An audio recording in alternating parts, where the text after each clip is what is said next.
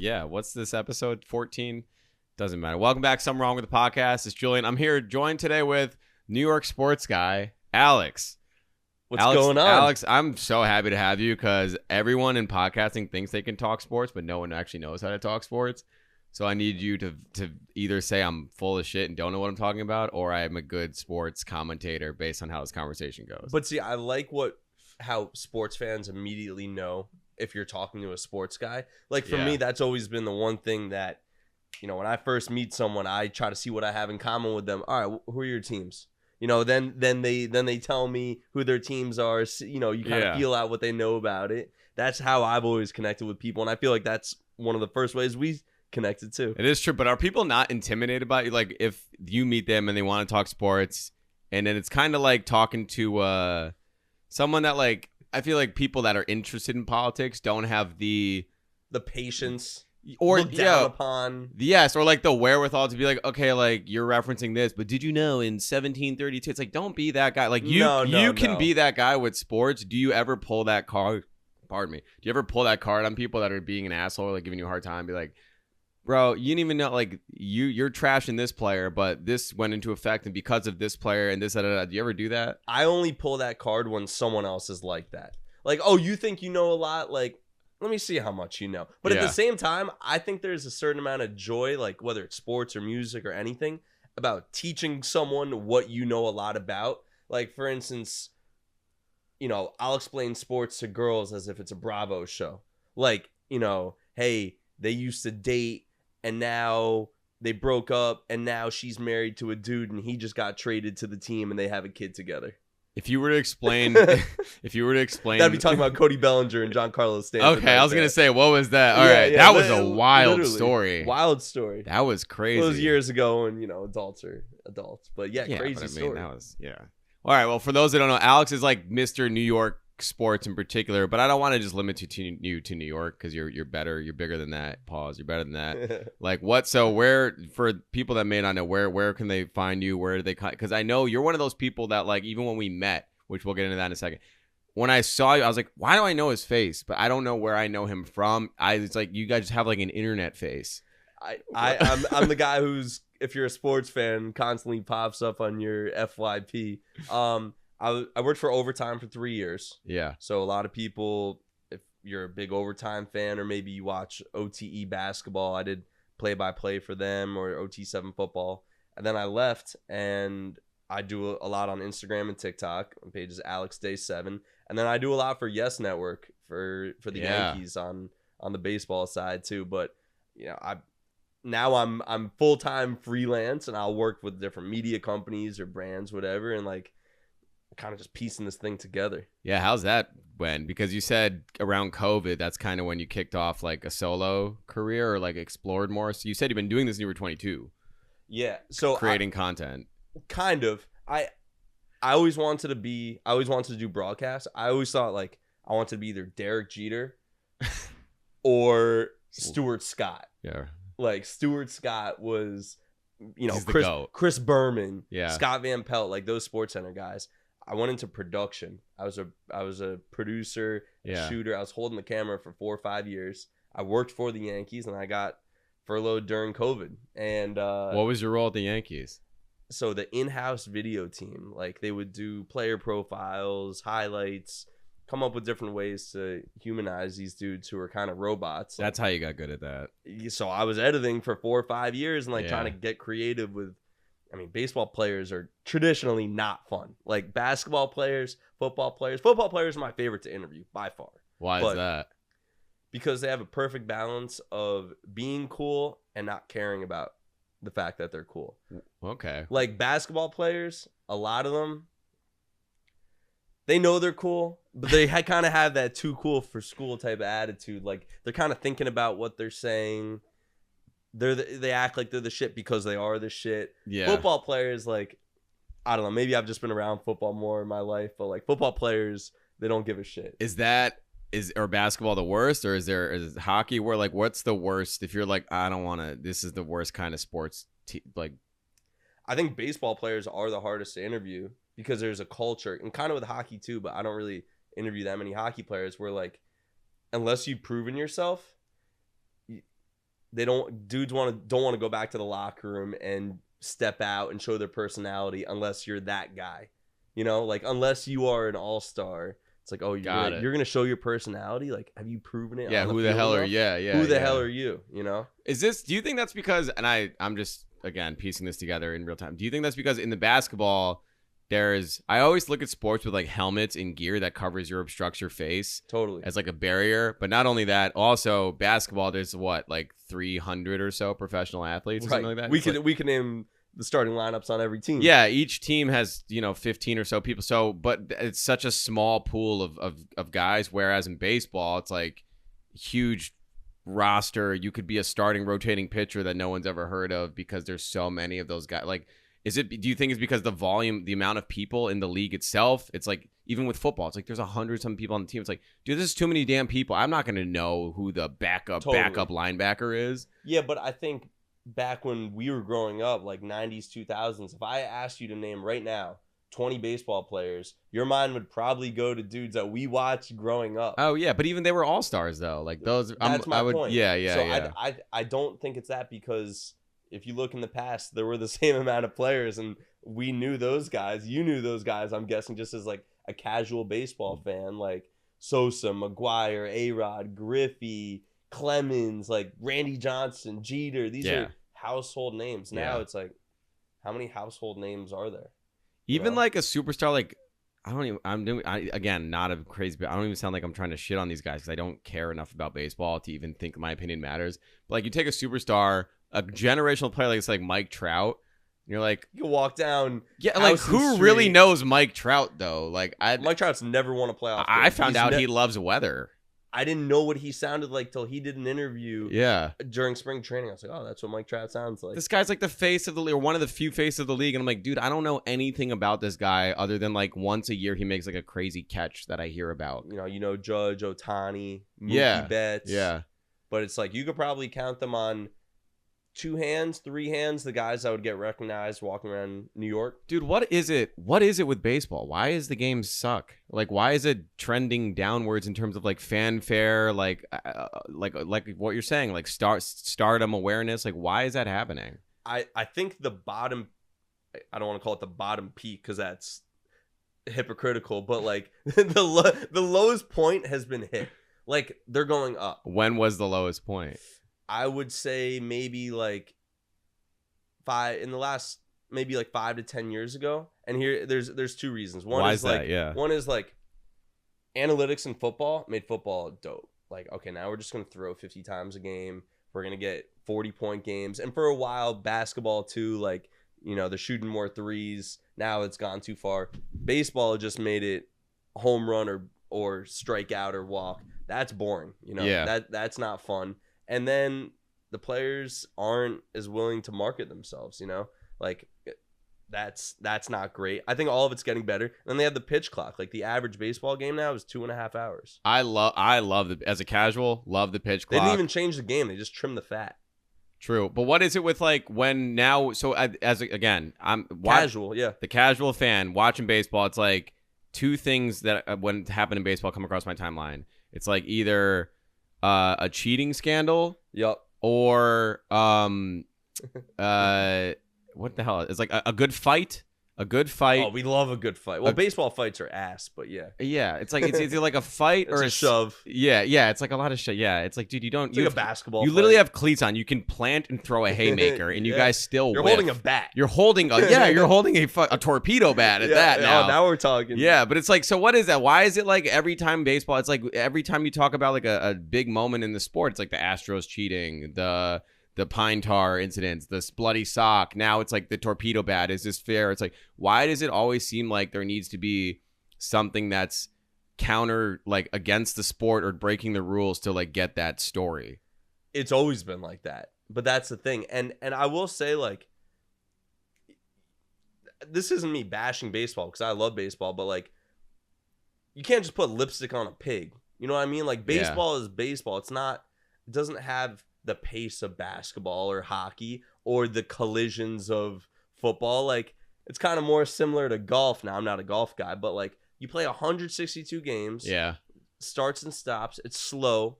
It's a grind. Like, that's what's gonna cause excitement. Like to assume the action in baseball is not like basketball or football, where it's like, in the playoffs, that's one thing, but in regular season, it's like, okay, what sticks out in a 162 game season? Yeah, there's always that like I still watch it all. There's always that like I call it like the when SportsCenter used to matter and the top 10 used to be like amazing. For sure. There used to be like that shit part of the season of the not baseball season, but just like of the sports calendar where all top 10 plays were just diving catches. July and August. You're just like, this is the worst time. It's always just deemed like the worst month in sports. It's the just NBA like, finals end. Yeah. And then before week 1 of the NFL season. Yeah, it's just like we're just watching guys make a cool throw from the outfield to throwing someone out at home, or someone does like a sick diving catch. Like, but now, okay, so now let's talk specific to Yankees because I know that's your team. First, I saw your video on it, but I want your like live thoughts on the two big things that are their headline this year: the beard change, the facial hair change, and then obviously the torpedo bat. Now that's like the headline thing, and I feel like you're gonna have like the Yankee answer where you love the bat.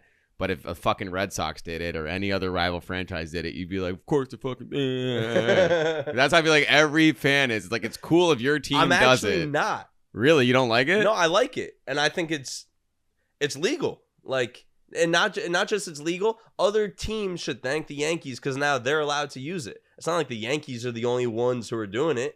All they did was take a rule and say, wait a minute.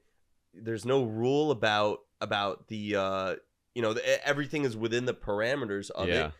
It's not like they're the only ones that are using it. Those teams now hit up the bat company. Hey, we like them too. So now every team gets to use it. And also, the players are even getting smart about it. Like, they'll be like, okay, when there's a sinker ball pitcher, we're not going to use a torpedo bat because we want the bigger barrel. Like, really? It's already down to that granular of a level where they're like, yes. Oh, wow. They're figuring this out in like 2-3 weeks. Like, the baseball nerds will find a way, but like, I don't know. I think it's cool the fact that you've been doing something for over 100 years. Yeah. And what's cool is like someone not in sports came up with it. It took like a nerd from MIT, to be like, hey, why don't we just increase the surface area? And now the balls that are missing the barrel are also part of the barrel. So let's explain for those who don't know, the traditional bat is more of a bowling pin shape, you would say. I don't know. I would actually say the torpedo bat is like that. I don't know. Everyone knows what a baseball bat looks like. Everyone knows what a normal baseball bat. What the Yankees, what the scientist at MIT did is basically focus. He moved the sweet spot of the bat where the most of the wood is. It's the thickest part of the bat to where statistically the hitter hits with the bat mostly. It would be like if you like sat on the barrel. So now the barrel is longer and like not quite as thick. Yeah. But there's more of a sweet spot. And I mean, we're games in past this moment, but the Yankees started off with just drilling home runs every other swing. Crazy. So that obviously sent people through. Do you think people were hot? Do you think the franchise had beef with that fucking newscaster that kind of like just blew the whole thing like on the air? It was like, by the way, they're hitting with these fucking souped up bats now, and because like ding ding ding. Giancarlo Stanton used it last year. Yeah, I mean, he blew their cover, but also I was thinking like, what if the Yankees like didn't use those bats this year, and then they just pulled them out in October? Like, oh wait, save them. We've been sitting on this. Now we're gonna use them come the playoffs. Now other teams can't use it. Like, maybe you shouldn't have used it opening day. Yeah. If you could, we didn't talk about the facial hair yet. Thoughts on the facial hair? All right. Let me preface this by saying, like, I'm a good balance of. I mean, we're like the same age. I'm 30. But I also grew up a baseball fan. I'm a pretentious ass Yankees fan. Okay, there we go. I'm a pretentious ass Yankees fan. No facial hair. And I hate the rule, bro. I hate the rule. Like, when you grow up a Yankees fan, you're just taught how the Yankees are different, and you hold that over other fan base's head, which is so douchey and pretentious, but it's just part of what makes it great. Like, okay, every team wears names on the back of their jerseys, but the Yankees don't, because when you go to the ballpark, you should know that 99 is Aaron Judge, and you should know that 27 is Giancarlo Stanton. Like, you go watch the Mets, you know, you need to look at the back of their jersey to see who those guys are. Like, that is so pretentious. Like it's a level of arrogance. Oh, it is an unbelievable level of arrogance that I'm not in any other part of my life. Yeah. But, you know, they've had the rule for like 60 years, no hair that touches the back of your collar, no facial hair. The owner, George Steinbrenner, like thought, you know, it should be very militant. No player is bigger than the team. You know, whether you're, you know, Dominican or from Texas or you're black or you're Chinese, like everyone should look like a Yankee. And this was like his whole idea. And the whole thing is ridiculous, but it created something. They created something. They created the tradition. Yeah. So it's not really about the facial hair. It's about the tradition. The tradition. Yeah. And the level of arrogance that Yankee fans have, including myself. So, okay. So this isn't one you're willing to come around to. You're not a fan of it at all. Okay, here's the story for you. I've never told the story. So I worked for the Yankees for 3 years, and I worked as a producer. And that rule wasn't for employees, but like if you had a beard, you'd get a comment or two. Really, even down to the employee level. Okay, exactly. So this was in the 2010s. I don't remember what year. MLB draft. I go down to Tampa. I'm help filming a segment on like behind the scenes draft night. And I probably had maybe like 2 days stubble. For comparison, this has only been like 5 days. Like I grow a beard pretty quickly. Yeah, I'm with you. What's your heritage? My mom's Lebanese. Okay. And my dad's like Portuguese and Cape Verdean, like mixed African descent. So it's like, yeah, my dad has a thick ass beard and my mom's, you know, the Middle Eastern hairy as shit. So it was destined. My dad's Middle Eastern and my mom is from Connecticut. So okay, yeah. Actually, my dad's from New York, but my dad Middle Eastern hair, my yeah. grandparents and stuff. So I'm down there with a 2-day-old beard, scruff, stubble. Dude, yeah. Someone in the Yankees front office, Alex, MLB draft? Couldn't shave for the draft? Really? And you know what? He was right, and I was embarrassed as hell. Like, I was embarrassed as shit. And from that, you know, I sometimes have a beard. Most of the time, I'm, like, pretty clean-shaven. Is this long for you right now? Kinda, in the sense that, like, it's only been a couple days, but I'm normally clean-shaven. When I do stuff for the Yankees for Yes. Really? Shit, you still hold that to this day? Oh, yeah. Wow. 100%. I sent a Snapchat to my boys down in spring training, clean-shaven, like, on the field at spring training, saying, like, you see this? Like, I don't care if they change your rule. Keep tradition. This shit means something to me, man. This shit means something to me. You got to keep tradition. Someone's got to do it. Yeah, of course. Of course. It's not about the beard. It's not about the beard. It's about the tradition. Wow. So that I never thought about it from the extending beyond the players themselves and just like throughout the entire organization. Yeah, I mean, it's just like a culture thing. Aaron Judge said he isn't growing a beard because like it's about the Yankees who are before him and stuff. So now it's like, well, the captain's saying that. Are you gonna step out? And but that's grow the a beard? thing. Does that create a divide amongst the team where it's like captain basically says makes a public call to not to shave, but then you know you got like the young guy who's maybe in his first year, who's like I don't fucking fuck tradition. I'm new here. Like I want my beard. Like you know or whatever. The rookie left fielder Jason Dominguez, he's got a beard. He's got a beard. Do you have any insight? Has this created any division or? I don't think so. Nothing. I don't what if think his so. percentages go down and he starts playing like shit or he drops a couple balls? You know what? I think it's true about any sport. Like if you're balling, you ignore it. If you're balling, you can do anything you want. You can do it. You can get in trouble off the field, on the field. Like think about basketball, football. Like a basketball team isn't gonna have. If you're the 9th guy on the bench, and you do some stupid shit off the court, the team's gonna cut you. You're not worth the headache. Yeah. If you're putting up 20, 10, and 8, you know what? Those are personal matters. Yeah. You take your time and you figure that out. Come back when you're ready. Yeah. Well, Exactly. Yeah. Exactly. Yeah. Damn, I never thought about. Damn, that's crazy. Well, you said that the down years of baseball were about. So you're saying around 2016 or so. 2016 was fun because like.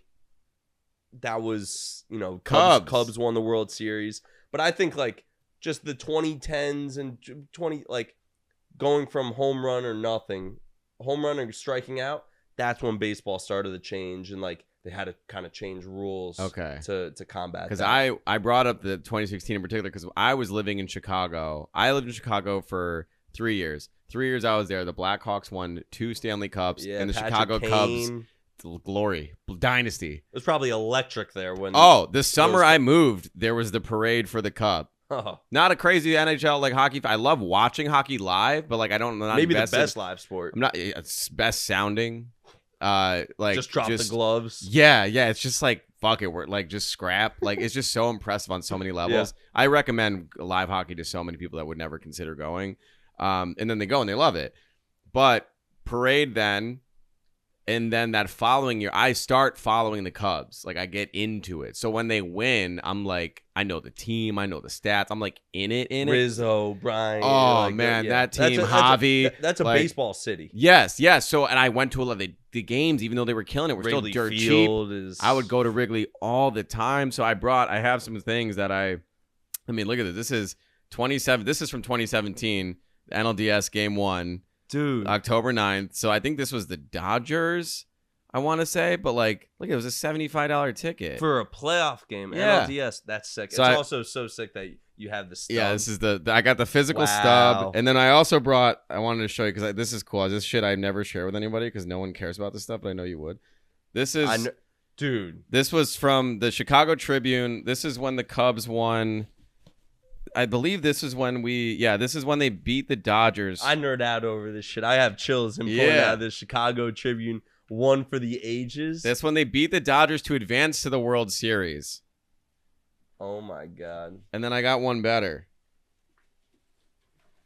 This is... I know you're from New York, but like... I love the Cubs. But like, I don't know. If I lived in Chicago and I didn't really have a baseball tie, and then I lived in Chicago when the Cubs won the World Series in 2016. Dude, it was intoxicating. I think I would be a Cubs fan. And for me, like, I've always kind of liked the Cubs, just NL. Like, man. So I'm not trying to be a fair weather. That's why I don't claim the Cubs. But if I were to root for a team... They've won one World Series in 130 years. Yeah. You're not being a fair weather. It would be I know. It would be the Cubs. So this was from...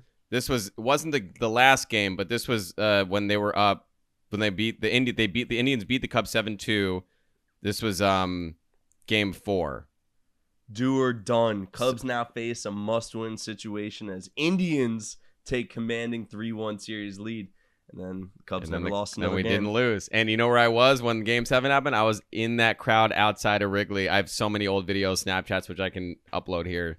It was the most fun thing I've ever... It was because I felt like the scene was... It was me and like 4 of my friends, my teacher friends that I met in Teach for America.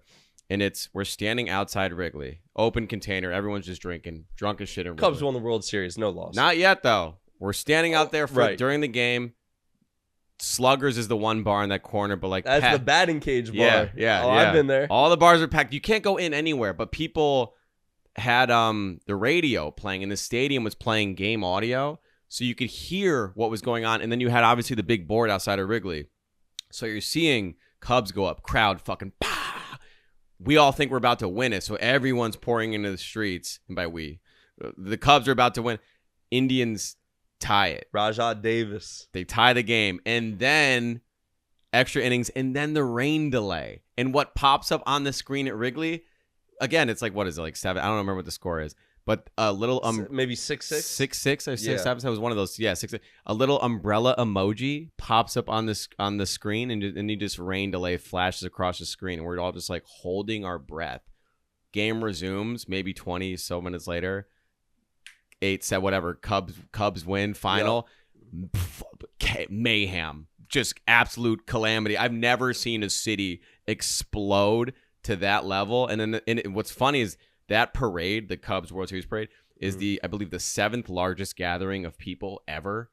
And if you look at the list, it's fucking hilarious. It's like Dalai Lama's death, St. John Francis. It's like all these miracle religious figures. And then number 7, Cubs World Series win. It was like 3 or 4 million people. Like, what are the Chicago Cubs and Dalai Lama? Yeah. It was like sandwiched in between like these huge religious moments. And it's like, the Cubs winning their first ring. The new pope, Yeah. Wow, that is crazy. That was so. And you were there. I was there, and it was like that was I mean, again, not my team. Didn't grow up with. I cried. I was so emotionally invested in that team and just I was so happy for the city. Like it changed people's lives. Because then that's when the local news networks went crazy. Like, this person was born the year of the Cubs, and he was like on his deathbed crying, now watching I can die in peace. Yes, it's like his dying wish was to watch the Cubs win. Yeah. He dies the day of the parade. It's like this whole fucking sap story. I'm like, this is why I love sports. But it's like, damn, like this is fucking cool. Like I was so infatuated by that. You know what? I think even though you're from New York, I said it before, but if I were you, like permission to be a Cubs fan. Permission. I feel like you're in New York to stay now, but so it's like, well, how often are you going to go to Wrigley Field? But like, that's a core memory. It know? Really, yeah. That was that. Not made even my a summer. Baseball fan, but like that is a core memory that if you are from Chicago or were in Chicago, I can only imagine. Yeah, but I think that like kind of reigns true like universally about. It's not just like you have to like the team. It's just if you're a sports person.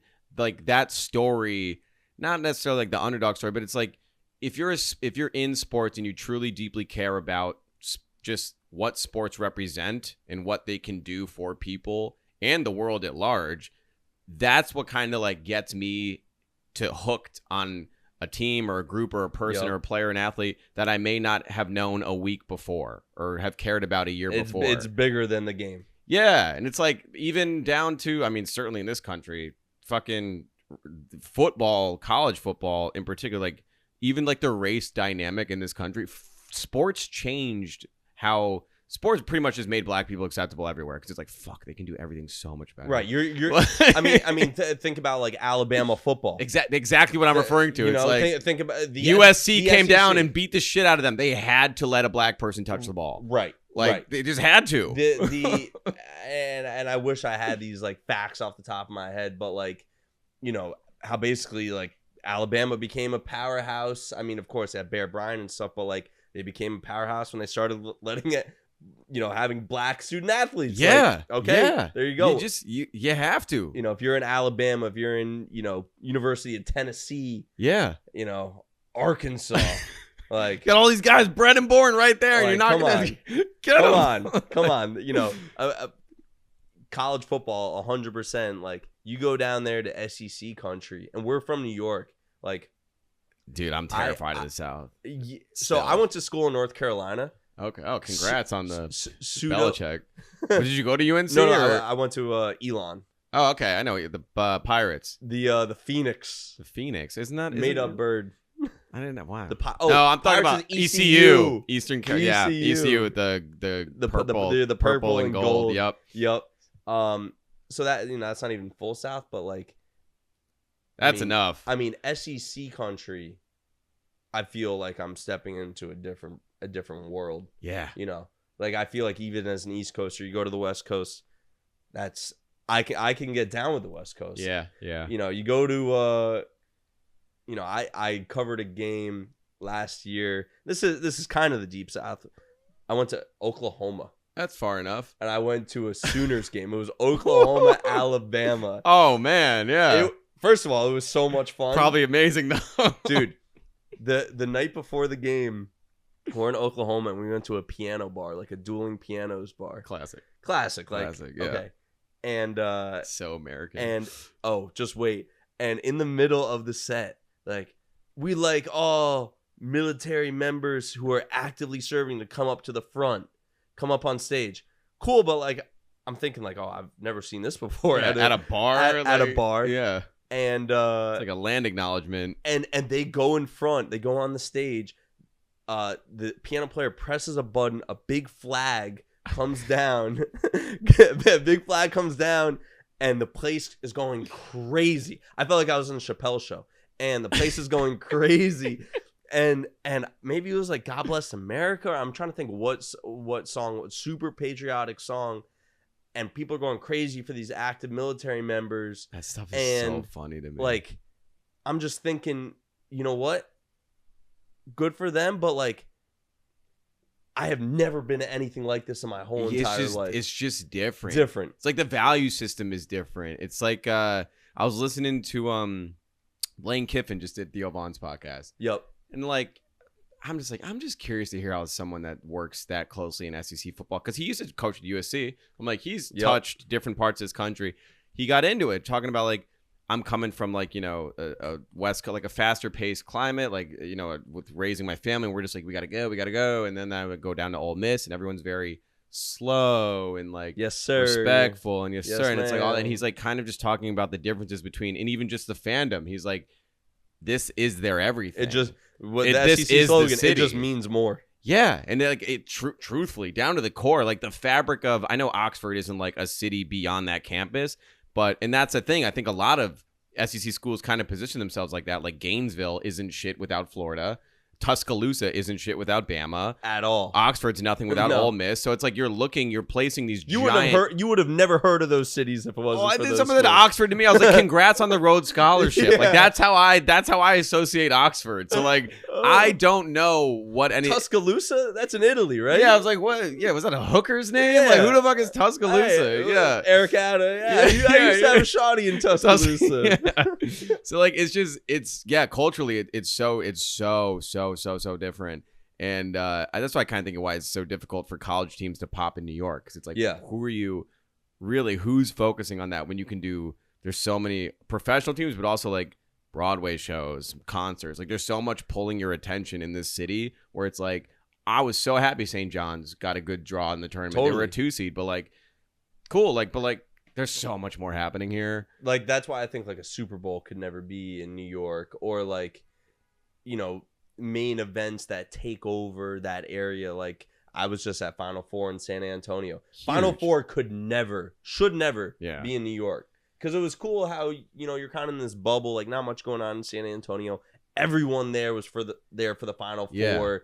It consumed the city, you know, helped their economy a ton. Yeah, if they did the Final Four in New York, you'd have to compete with. You're competing with fucking everything. Yeah, Louis C.K. at the Garden. Like, yeah, it's just like speaking of which, I went to his last special at the Garden. It was incredible, dude. Sorry, that sounds amazing. Yeah, he's about to do another tour. I want to go. Wow. Yeah. I went in high school actually. Oh, at Radio City. Oh, and so good. It was just, you know, that was before the scandal. I went post scandal. He smoked it. It was great. This was his comeback special. The whole thing was sorry. Was the branding behind it. Oh so my God. Well, you know, since we're talking comedy and stuff, and I think we got to step a little bit outside sports and tell the people how we met, because it's a pretty funny story. Yeah. So it's kind of into the music scene. So J. Cole did his anniversary show for 2014 Fort Sill Drives at Madison Square Garden. Speaking of the Garden, 10-year show, 10-year anniversary, 10-year anniversary, which is crazy to think that's been. Did you go to the original tour? No. I was. What was that? 2014.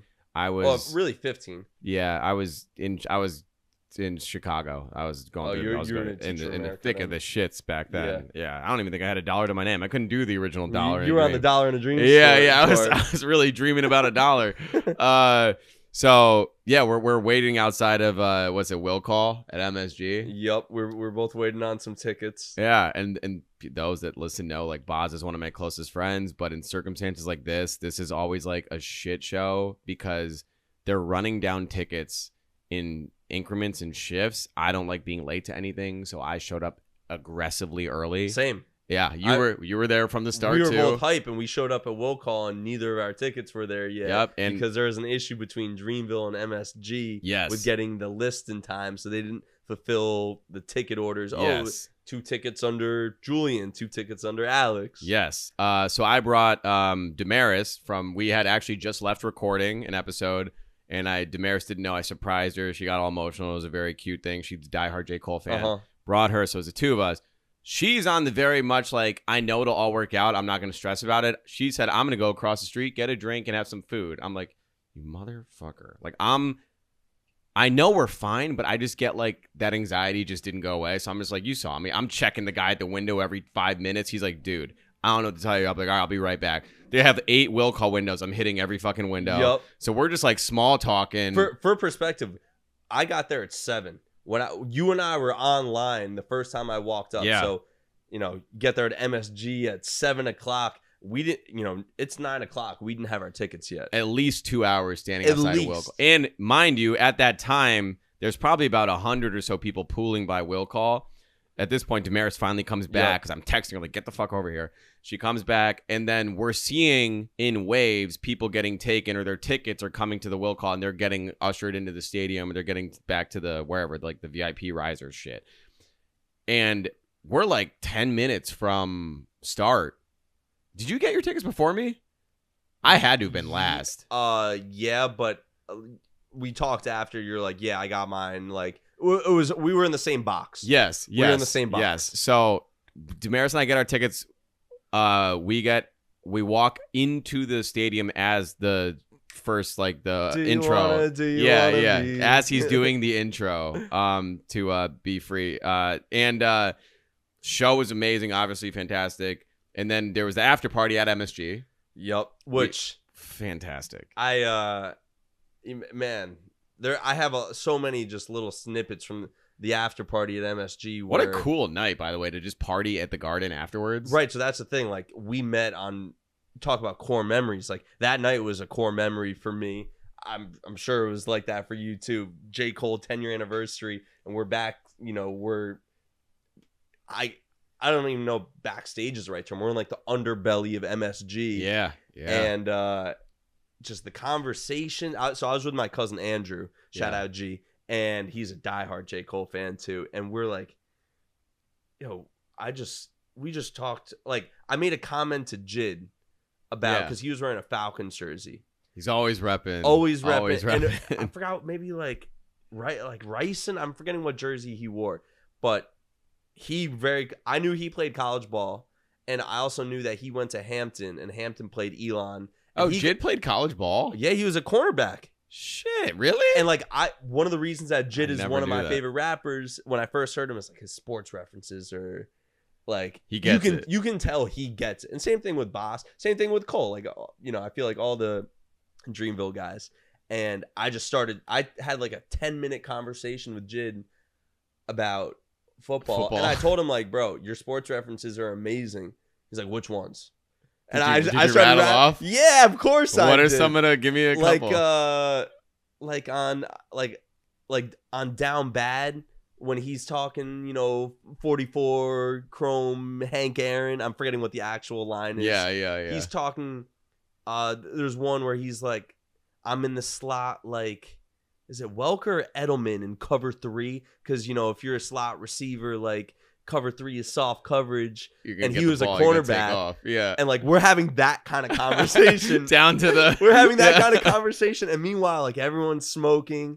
And we're like, shit, I guess we can. And my cousin Andrew asked, maybe it was, like, Kaz's manager. Like, it's cool if we smoke here, right? And this is before everyone was smoking. Yeah. And he just turns to my cousin. He's like, brother, do as the Romans do. And to this day, that's what him and I still say to each other.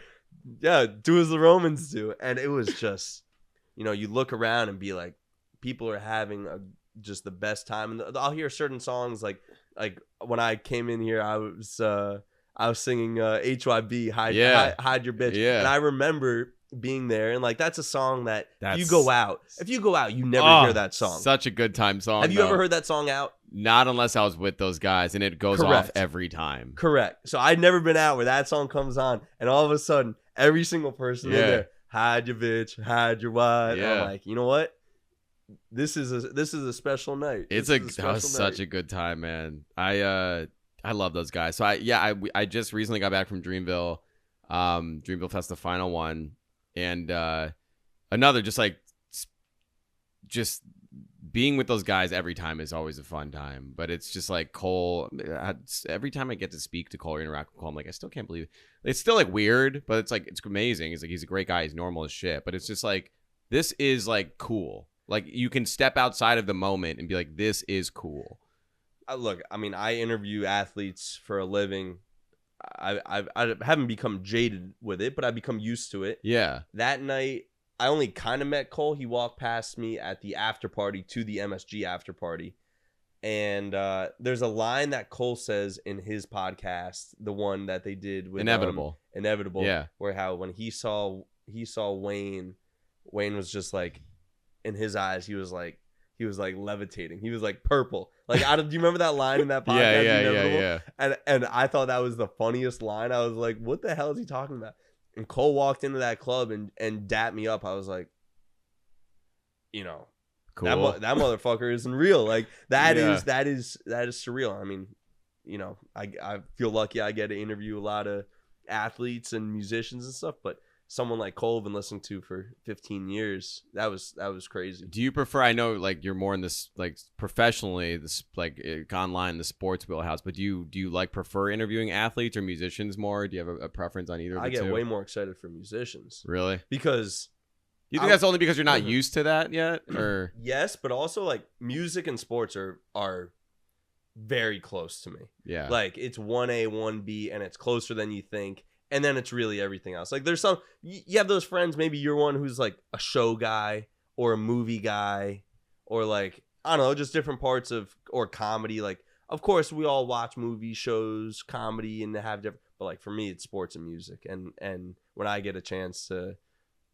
you know, work with a musician or like even, you know, there's plenty of athletes who I'll maybe text with because I've worked with them before. Okay, that's so-and-so. But like, if Boss texts me, because he'll always text me about the Yankees, I'm like, damn, that's wild as shit. Like I was just listening to Boss half an hour ago. Like, you know, meanwhile, the Yankees starting pitcher, who I've known, you know, for maybe years, like you become a little bit used to that. And for me, anytime I get to do stuff in music, it's like it really is a matter of like it's pinched me. To your point, like a lot of these guys have become very close friends with. I'm very happy, I'm fortunate to. But I was having this conversation with Jordan Rose, who does the Complex.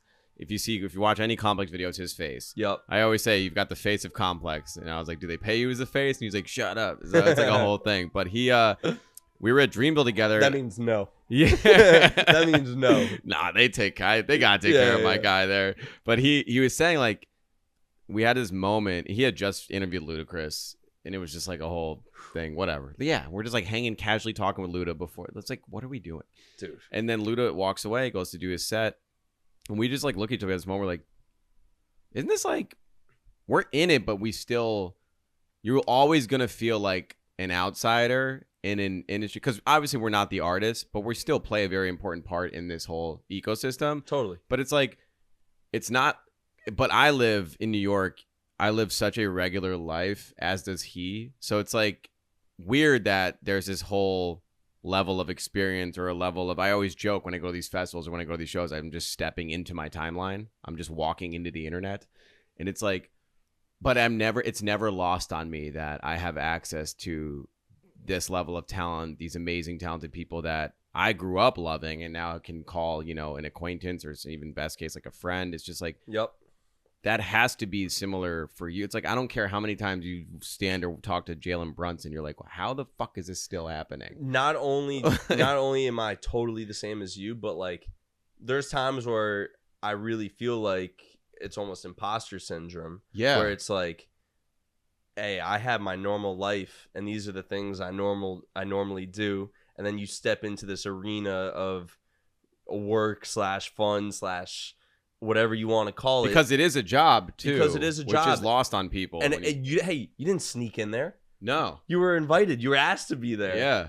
And I think, you know, I've been doing this for a while, and you know, if it's a night like maybe the Cole night, or if it's a you know, Final Four or whatever the event is, like I'll almost have to remind myself, like, hey, you belong. Like you you know, you've earned a right to be at this table, but it's crazy when then you step back into your normal life and you're just a guy. You're just a dude. Like, I don't know. It's a weird balance of you kind of live in a double life sometimes. What would you say? Because I don't like questions like this. I don't often get to ask people that are in a similar situation. Because I know there's a lot of like I get emails, DMs all the time from like young, hungry college kids. They're like, I really want to work in podcasting, music, journalism, sports. Like, I just don't have an in. I certainly didn't have an in. The in is honestly, it's your phone, and it's like how you go about utilizing it and marketing yourself. But like for someone that wants to, I'm not even like give them the career advice, but it's like there's a weird mentality that we have to have where it's like we belong, but we're still normal. Like, how do you, I feel like when people watch this or watch other people in our situation, like, well, they only got that way.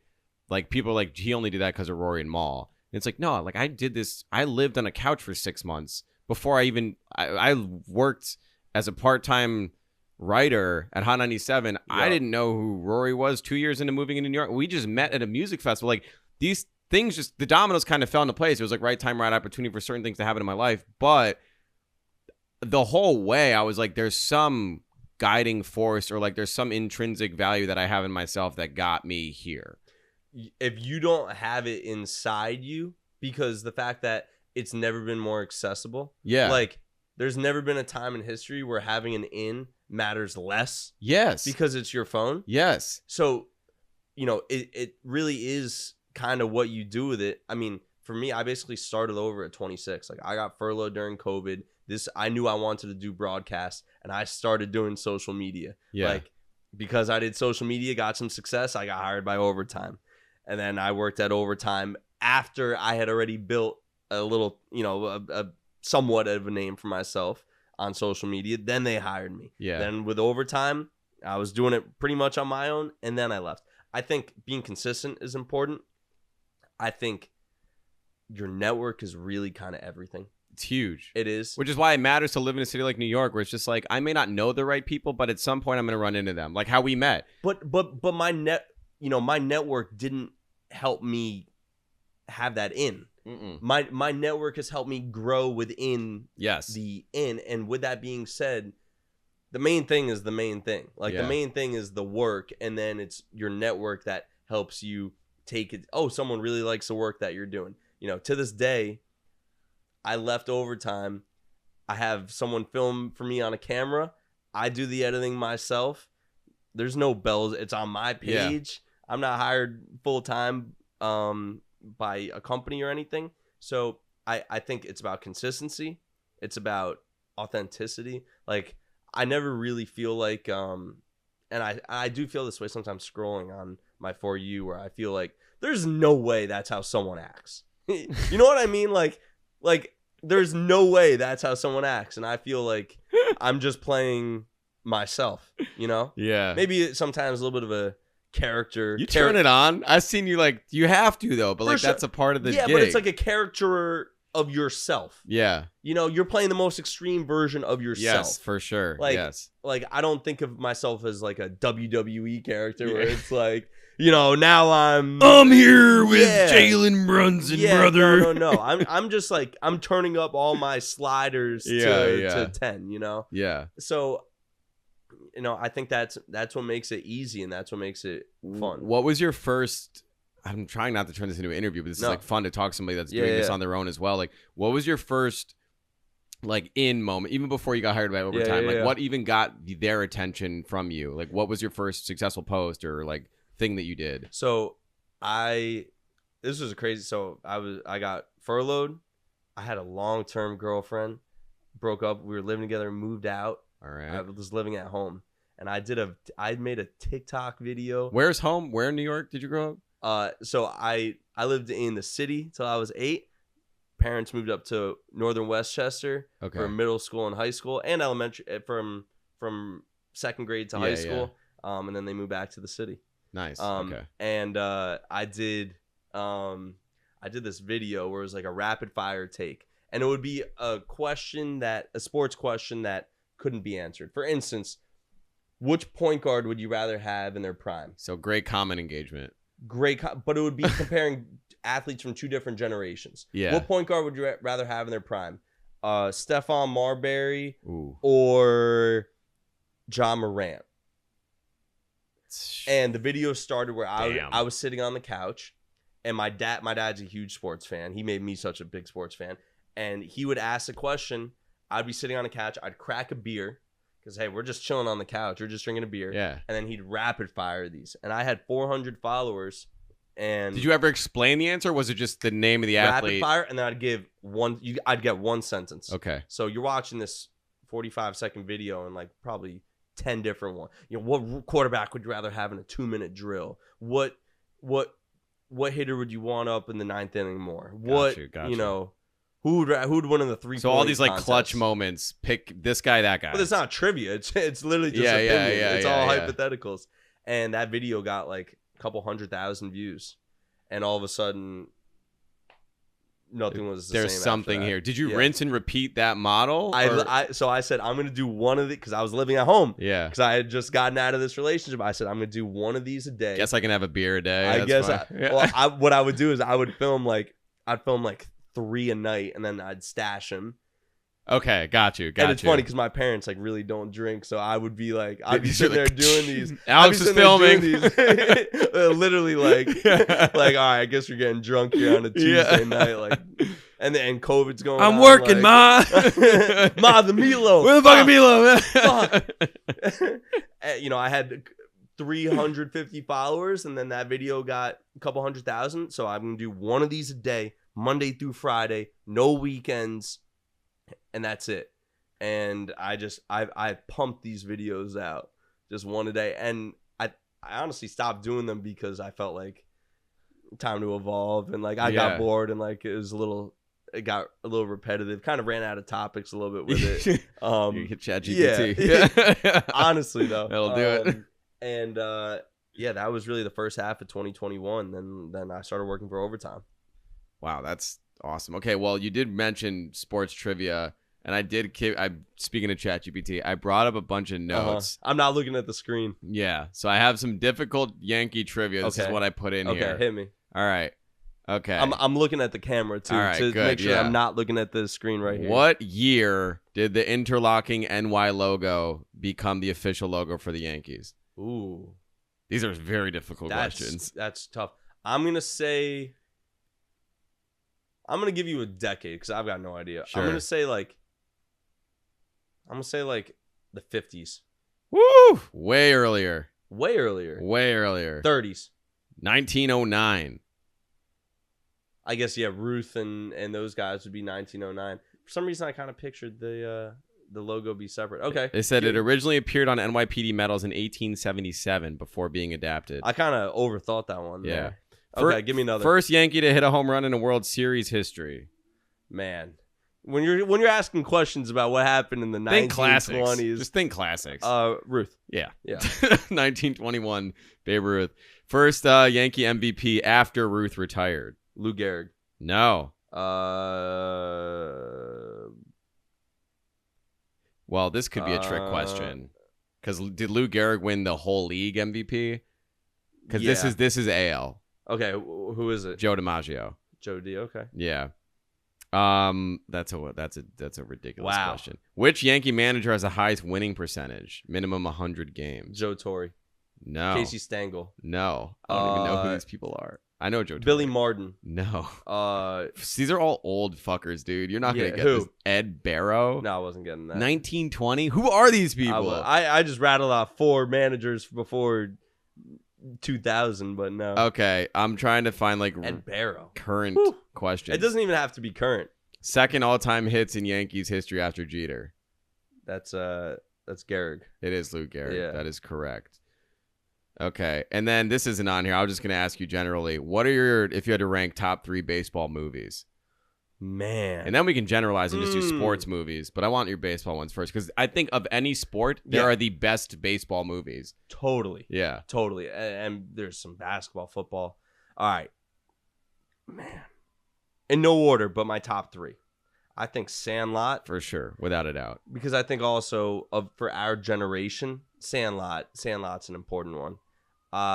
Field of Dreams. That's a classic. And then I'm going to say, man. I'm going to say Bull Durham.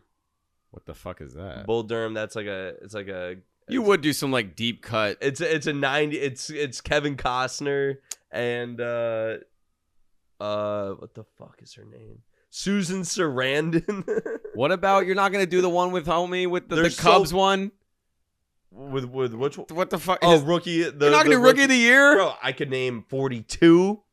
I could name... you know what's low-key underrated? R.I.P. Bernie Mac, Mr. 3000. I was just about to get to that. That's an underrated baseball movie. That is an I cried. It's a tearjerker. Angels in the Outfield. Oh, Major League. yeah. Major League 2. Does basketball count? Hell no. Wait. What's the one? I love this movie with the female baseball players. I don't know. A League of Their Own. You've never seen A League of Their Own? I've never seen A League of Their Own. Tom Hanks. That's a fire movie. Oh, dude, Moneyball. Moneyball, of course. Okay. So random. That movie right there. This one? Look, that's not even a top 10 baseball movie of all time, but that might be one of the most underrated comedies the last 10 years. Everybody wants some. Everybody wants some. It's a lot of famous actors and actresses who are famous now, but it was like one of their first roles. It's who's the guy that was in the rom-com with Sydney Sweeney? Glenn Powell. Oh, the guy that's currently banging her? Yeah. Yeah. Probably. Yeah. 100% banging Sick. her. Good for him. Yeah. Jealous. Nice. Congrats. Sick. Must be nice. Yeah. And I'm forgetting who else, but that's a sick movie. Okay. Damn, there's so many good baseball ones. Okay, give me yours, and then I want your top 3 basketball. Sandlot, Rookie of the Year, and then in the third spot, honestly, that the third spot could probably rotate for me. Definitely. I don't have like a stand like those two without a doubt are in my like pantheon. I don't know like the third one. I don't know. It'd have to be one that I've seen recently. The one that I saw the most recently was Moneyball, but I don't want to put that in my top 3. Mr. 3000. I'm gonna put that one. Bro, that's a great That's my movie. 3. That's a great movie. Mr. 3000 is my 3. That's a great movie. Yeah. Shout out Bernie Mac. Give me, since the other sports are, give me your top 5 sports movies that don't include baseball movies. Oh. Honestly, that's tough. Like most, I don't know. Can I throw some out? Yeah, please. Because I feel like we have some similar tastes. I have a classic Disney Channel movie that I love, basketball movie. What's that? Luck of the Irish was fucking classic. Great movie. That's a classic. Great for movie. Me. Yeah. For me, and I know this is going to be a crazy answer, my favorite basketball movie of all time is Coach Carter. That's your favorite of all time? It's not the best. I'm just saying, like, that's like a comfort movie for me. Like, throw on Coach Carter. Okay. It's a weird comfort movie, though. I don't know. Like, it kind of has everything, right? Like, it has the drama. It has the basketball. Okay. It has a A-lister, Samuel L. Jackson. Yeah. What? You could say, like, Hoosiers. True. You could say... True. Like, a lot of the other basketball movies are kind of... Why are all basketball movies so serious? Oh, well... That's what I'm saying. Joanna Man. No, get out of here. No, come on, get out. I like a comedy. What Joanna Man. Like the... Ahead of its time. Like the KD... Black trans. The KD Thunder movie. Thunderstruck? Thunderstruck. Space Jam. Is Space Jam a basketball movie? Yes. What do you mean? Is it a basketball? It's a Bill Murray in a basketball movie. That's what it is. It's an undeniable classic. It's Space Jam 2. It's like basketball adjacent. Space Jam 2 is ass. Yeah, that was a tough look for me. Like Mike, number 1 basketball movie. Bow Wow. Classic. But I think Space Jam, that's basketball adjacent. How? There's basketball. The whole thing is basketball. Yeah, you're probably right. I am right. You're right. Yeah. All I had to do was think about it a little bit more. Yeah. Okay, would you also say that they didn't golf with the Looney Tunes? Like semi-pro? You know the Will Ferrell movie? That counts. I love Will Ferrell. That's a great movie. That is a funny movie. Is that John C. Reilly too in that one or no? I don't know. Well, no, they did Talladega. They did Step Brothers. Step Brothers. They had a I great don't run. think it was. Who was the second lead in that with him? Yeah, it's been a minute. I don't since remember. I've seen Semi-Pro's a good one. I think with sports movies for me, I like a comedy sport. Did you watch? It's not a comedy sports one. It's really dark. Longest Yard. That's a good one. That's a great one. I thought you were about to say that. No, that's a great. No, this one's dark. It's like a relatively new one. The Ben Affleck one. He's like a drunk. No, I was gonna watch that. I came across my Netflix the other day. Dude, it is the saddest, like most depressing. The Way Back. Yeah, that was not supposed to be good. pretty dark. Like it's not. I mean, the movie's okay, but it's like it's not good. Like it's fucking dark. It's dark. Like he shouldn't be. Like he never should have gotten the opportunity that had to be. It's like it doesn't. It's not like he did it. It's like Jesus Christ, dude. You know what came out around the same time that was good was the Adam Sandler one where he's the scout. Yes. That Ann Edwards is in. Damn, what's that shit called? That was a Netflix movie. Yeah, that was. That was a great movie. That was a good one. I really like that movie. They got to give Ant a movie. he 100% will be. He is so fun, dude. I love everything about him on and off the court. Like even that Netflix the Journey in Paris thing that they did, he stole the whole series. Every time he was on camera, it's like this is his show. Well, that clip with him and Obama. Yeah. I mean, that's what I want my athletes to be like. You know what the funny part about that clip is? And if you've never seen this clip, which I imagine most people have seen, it is during the Olympics. It is Ann Edwards, Joel Embiid, thank you, and Obama. Yeah. And they're talking about, who's got the best game and stuff. And Obama makes a joke to Embiid about like, oh, you got to help the young kid out, talking about Ant. And Ant starts like checking Obama, like, nah. I'm him. Yeah. I'm really like that. Yeah. And Obama clearly sees that Edwards is not joking at all. And then Obama calls LeBron and KD over, and you see LeBron and KD give Ant a look like, you stupid motherfucker. Dude, like, stop. Like, the clip is so absurd that there's a case to be made that Ant didn't know who Obama was. Like, I saw that in a lot of comments, like, do you think he knows? Do you think he just was like some exec or something like that? Do you think he knows who he's talking to? Like, the clip was that absurd. It was that absurd. I love that, though. I want my superstars to be that we need arrogant. Him on the Knicks. Oh, well, we could pivot. Should we talk Knicks? I wore this shirt for a reason. It's our time. I think I'm going to be realistic. Very realistic with my Knicks prediction. By the time this episode comes out, Game 1 will have ended. Yep. So we're speaking... before the Detroit series. Before Detroit, before Game 1, prediction-wise. I think best case scenario, Eastern Conference Finals. We are clearly in Tier 2. Yeah. We are... There's a case to be made. We're a top 5 team. And most of the year we were. True. For most of the year. True. But we're not top 3. We're not better. We went... Big jump between 3 and 5, by the way. Exactly. Between Boston, Cleveland, and Oklahoma City, we are in the next tier. So if we lose to Detroit, heads will roll. If we beat Detroit in 7 games, that will be bad. That's bad. If we beat them in 6 games, I don't even... What's your prediction? Knicks in 5. I think 4-1 is doable. Knicks in 5. Yeah. I agree.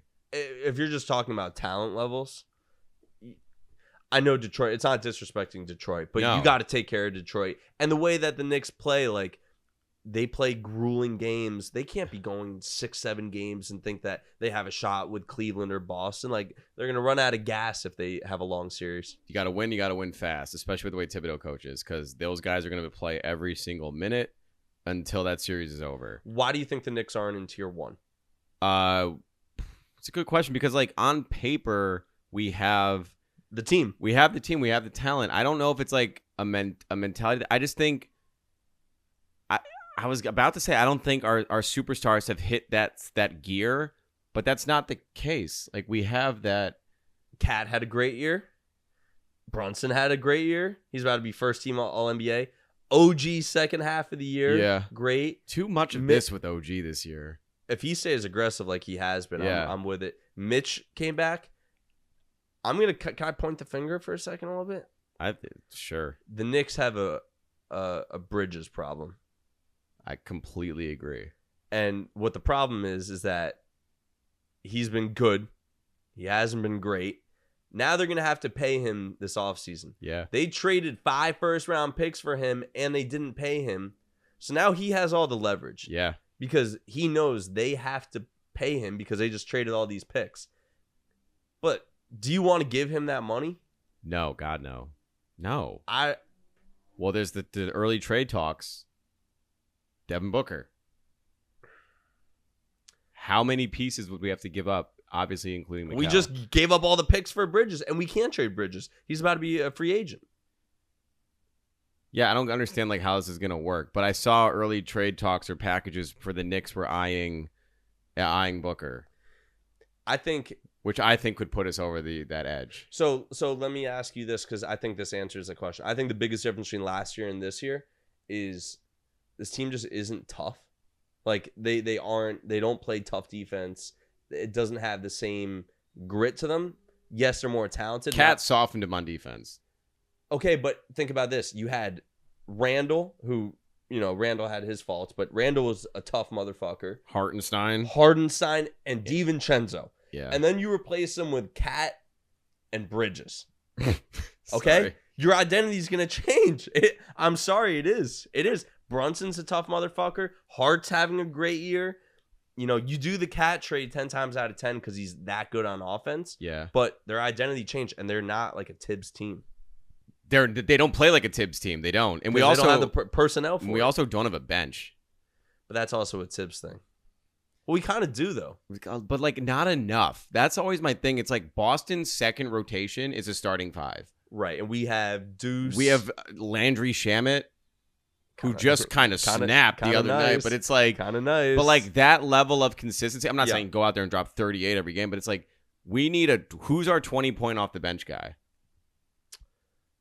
15, 20. Who's our, like, regular... Yeah, no. It's like, I know who wants to be, but who isn't fucking consistent enough is what the hell's his name? The ugliest shot I've ever seen. Campaign. Like, Campaign goes in there and does this. He kind of looks like he kind of looks like the dude from Ice Age. You ever think about that? Sid. He'll shoot, but it's like, I like that level of confidence, but it's not consistent. A McBride, great spark off the bench, but that's not enough. And then, right, undersized. You got really 6 guys between Brunson, Hart, OG, Bridges, Cat, and Mitch. Yes, those are your big 6, and then there's a drop off. From there, the next core is like, that's a tough rotation. That's why they don't rotate. Right. Then you got Deuce, Shamet, Campaign. Oh, shout out Precious. Oh, I do love Precious Achua. Yeah. Great. He's great. Okay, so you know what? That's 9-10 guys. But that's not it's just not the right 9-10 guys, though. It's because they don't have the Last year they had the We need and a it turns dog. out they got hurt, but they don't have the Yeah, we don't this year. So, okay, so if the Knicks got in a fight this year, who would you feel good with them throwing hands this year? I think because we're about to play Isaiah Stewart. Well, I think because he comes off so nice and he doesn't show emotion, I think OG could destroy somebody. He's big. If he really got to the shits. I know everybody clowns Cat and his internet persona is like fruity and like stop. It's like that, but like Cat's got there's a dog in there. He's also fucking huge. So it's like, what are you gonna do? Take down a giant? Like, no, you're not gonna do that. Like I saw him at the Cole show. The anniversary show, and I was like, oh yeah, like he was with his girl. Obviously, he's like guard down, but I'm like, this guy's a monster. Like, huge, like come on, huge human being, huge human being. It's like objectively a scary human. Last year, if the Knicks got in a fight, okay, I'd be worried about Mitch getting hurt. Yeah, honestly, like Mitch is one more injury away from being out for a while. But that's my point. Like I don't love. They've got the talent, but I'm not sure about their identity, their DNA compared to last year. Okay, so say we advance 4-1. Best case scenario, 4-1 Detroit. Who are we facing in round 2? Boston. We're on the Boston side of the bracket. Oh, so we're not gonna make it to the finals. We're in trouble. We're in trouble. Oh, damn! There goes my wish. I didn't even know. I haven't looked at where we would have fall. Yeah, because Cleveland got the 1 seed. Cleveland's the 1. Yeah. Is it wrong of me that I still think we'd have a better shot? I still all year have doubted Cleveland. Yeah, they've shellacked us. But yeah, I'm with you. Because if you think about it like this, like if you were to combine both rosters and then you were to rank every player. I'm facing Cleveland every time. Right, like I think the Knicks, call me crazy. I think this is I don't even think this is fully correct. If you ranked every player on the Knicks and Cavs, I think the Knicks have the top 2 players. Yeah. Yes. No disrespect to my guy Donovan Mitchell, who is one of the coolest dudes I've ever interviewed. No doubt about it. But I'm taking Cat and Brunson over Mobley or Derek Garland. These guys are fucking incredible, but I just don't believe in that squad yet. I don't. No. Maybe it's just because it's new. They're deep though. That's the thing. They have a bench. Their rotation is strong. And Boston, they have legs. Boston's both. Boston, if you were to rank every player, then they have, yeah. Boston is scary. You think they're going to run it back? I really hope not. fucking hate Boston. I really hope not. They don't even have hateable guys. Tatum is hateable. Not because he's a bad person. He's just corny. He's corny. He's just corny. He's not a bad person. I think Tatum's great. But I also have a little bit of a theory that his generation has been online too much. And, like, he can't let his mind go to, like, doing his own thing. Like, all he's ever seen is Kobe highlights and Kobe on the ground doing this and stuff. And I think that's true about a lot of athletes who are of, like, the current generation. Like, there's a little bit of a lack of originality. There is none. Yeah, because they're online so much, and you grow up watching the YouTube highlights, and, you know, I don't know. Except Ant. Except Ant. Yeah, but you know what? Some of those press conferences, I know the jokes write themselves, but, like, he kind of answers questions like Michael Jordan.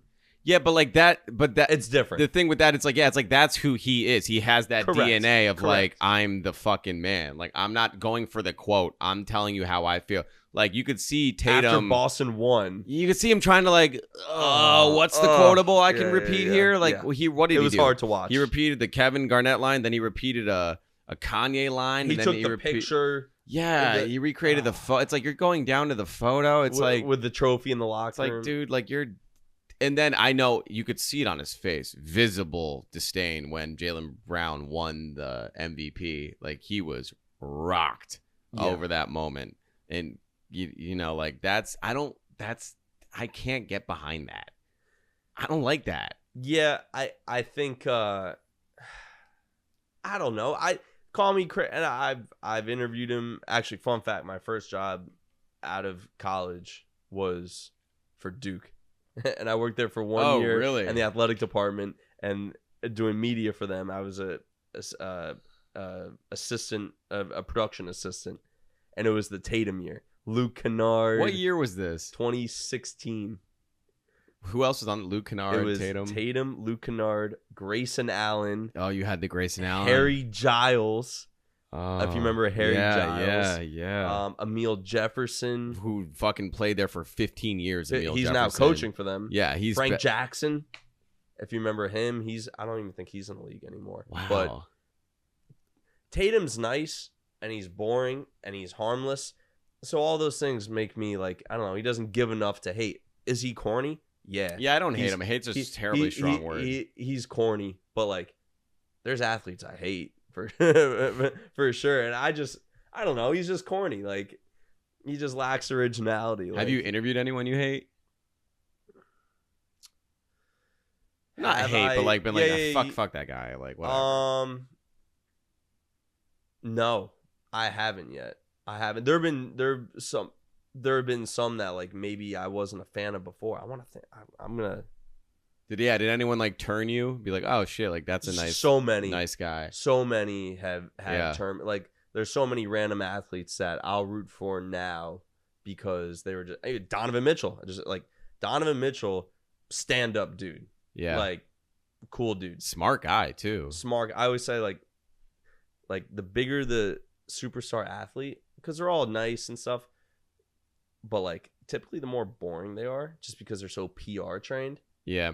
And the ones that can, have some fun despite being that big, like Josh Allen, like I'm rooting so hard for that dude. Yeah, because he's just the man. Like another person winning in life. Yeah, his girl. Jesus. Absolutely. Yeah, I'm trying to think who I interviewed. Well, while you're thinking, I had one recently, not an athlete, a comedian. I'm not a big fan of his comedy, to be honest, but what a stand-up guy. I've heard nothing but great stories about him. I just hadn't experienced it myself. Bert Kreischer. Wow. Dude, I don't get it. The comedy thing he never hooked me. Like, it's not my style. It feels like the same joke on repeat a little bit. Yeah, it's like 30 versions of The Machine or like whatever, and it's like the shirt's off. Like, I get the whole, maybe it's not even the comedy, maybe it's just like the aesthetic. Go to South by Southwest, hang out with him. Yep. For a full day, we get drunk together. We're at this like house party. He's in the sauna, cold plunge. We're just kind of making these rounds. Small talk, great, super nice. And then he just turns down with KFC. Turns to KFC and he goes, "You guys want to go to the mothership?" He's like hammered and like, at this point, sun's down. He's like, you know, got a crazy tan. He's still in like his like short shorts, his chubbies, and flip flops. He's like, you just want to go now? We're like, what? Yeah. Brings us to the mothership, like personally walks us in, brings us to the green room. We meet like the Shane Gillis, Tony Hinchcliffe, like Cam Patterson that popped from the Hinchcliffe show. Like all the local he's so guys. funny. He's like, yeah, I love Cam. But Bert was just like, yeah, like I want to hear, like, yeah, this is what I wanted to do for the night. I want you guys to be a part of it. And he was like, so nice. Like, you guys need a drink? You guys good? Do you need anything? Like, these are he introduced us to all the guys. Like, well, I didn't know anything. He introduced me to some of those guys. Like, he knew them. So he was just like very like accommodating and just like, yeah, like help yourself. Like, just hang out in the green room. There's the doors there to go watch the guys do their sets, whatever. Like, and I was like, there's certain people, their talent or what they do may not be for me. But this speaks more not to athletes. Athletes are more numbers database. It's like, okay, obviously your stats are there, you can play. But with comedians and actors, it's always like a feeling. Bert's that person where I'm like, okay, the jokes and the comedy or whatever, the content may not be for me, but I understand why he's in the position that he's in because of the guy that he is and how he carries himself and how like selfless and just nice he is. I was like, that's cool. Like that's the one person recently that like turned me. I'm not like, I watched his new special. It's whatever. It's like, this guy's, I get it. I get why he's a superstar. He just moved to the top of my list after hearing that. Dude, he's because he's always come across that way, but you know what? You never know. And the internet's turned on him. Like, everyone hates him now. Well, because I think, a lot of his jokes are kind of repetitive, but he's always just, by the way, you know that Van Wilder is about him. Really? I never knew that. You've seen Van Wilder? Yeah, I never knew that. Yeah, Rolling Stone magazine went down to FSU because they wanted to. FSU was named the #1 party school in the country. Yeah, and they were trying to find who's the #1 partier at the #1 party school in the country. And they walked around the campus. This is in the '90s, and everyone they kept pointing to kept bringing them to Bert. So they interviewed. That makes so much sense. There's a profile on him in the '90s as an FSU student, and then they turned that article that Rolling Stone magazine did into Van Wilder. Is that Ryan Reynolds? Is it? I don't remember. They turned that article into a movie. They really casted him up on that. And, yeah, right. Go from Bert Kreischer to Ryan Reynolds. I'm pretty sure it is. But yeah, his story goes back that long of just being a legendary partier. All right, let's see. Yeah, let's see. Oh, I'm so off. Is that who is it? It is Ryan Reynolds. Is it? Yeah, that's Ryan Reynolds on the cover there. I'm looking from far away here. Yeah, it is. Holy hell, that is Ryan Reynolds. Wow, he's young. Damn it, that makes me want to rewatch this now. Right? Knowing that. But that's the thing, like, even the thing that we were doing was a house party with him, and like when I would leave the house to like take it, because it was like a whole thing, I'd like go out, just get some air or whatever. And I would leave the gate, like the fence of the house, and I would just hear, you hear a crowd, a party's worth of voices, a crowd's worth of voice, and then you just hear one voice just elevate and radiate above everybody. And I was like, it's Bert. Like, you can just hear. I'm not focusing on what he's saying. You just hear him, and I'm like, I get it. That laugh, he's like, yeah, like it's like I can't even imitate it. It's like his mic was pitched up to like 15, and everybody was just at like your regular speaking tone. It's like you can just hear him over everybody. I'm like, now I understand. He told us a story about he was in Atlanta shooting a movie with Shaq, and it's just like he just gets it. Like, everyone loves him, and he always talks so highly of everybody. Like, he had nothing but great things to say about Shaq. Even like the insults were comedy. Like, he was just like very like, yeah, like this is what's going on. Anyway, like, I'll give you all the details about my life right now. I'm like, this guy's like, what a nice fucking dude. You wouldn't even know. No idea. Talked to Segura for a minute.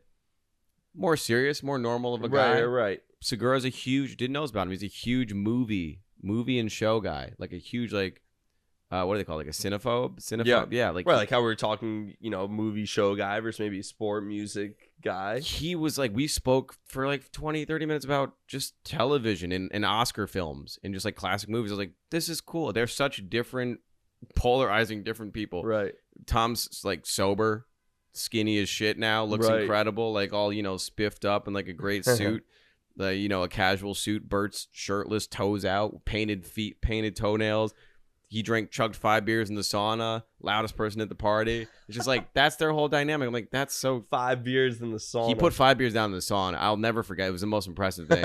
It's like they're warm, and they would just bring them, and you just. Gotta stay hydrated. It's still like the weirdest thing, and then walk outside, get like a B12 vitamin shot, and then go jump into the pool. It's like he did a shoey in the pool. I'm like, dude, what are you? Like, how do you wake up and do this? I'm young 30s, and he's married. He's got kids. I have hangovers now, and I can't take them like I used to. Yeah, if you have a big I'm not talking a Saturday night. I'm talking a big Saturday night. What day do you feel normal? Tuesday?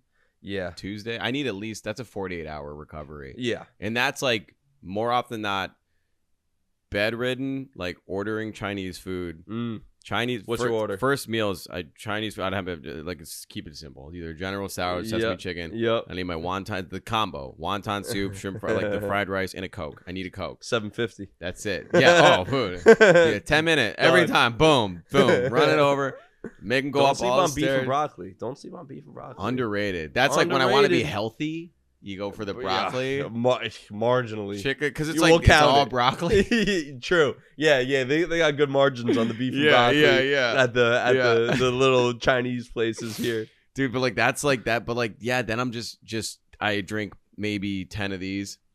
Water. And then like Monday's just like a throw it away day. Throw it away. Yeah. More bed. Sleep. If I'm motivated, go to the sauna, sweat. The day after the Cole concert, I think that was one of the most hungover I'd been in 2025. That was an all-time hangover for me. All-time hangover. Yeah. And we were at, I know I was at the after party late that night too. I'm pretty sure when I left. Oh, I didn't. I was in it for the whole thing. I left at maybe 4.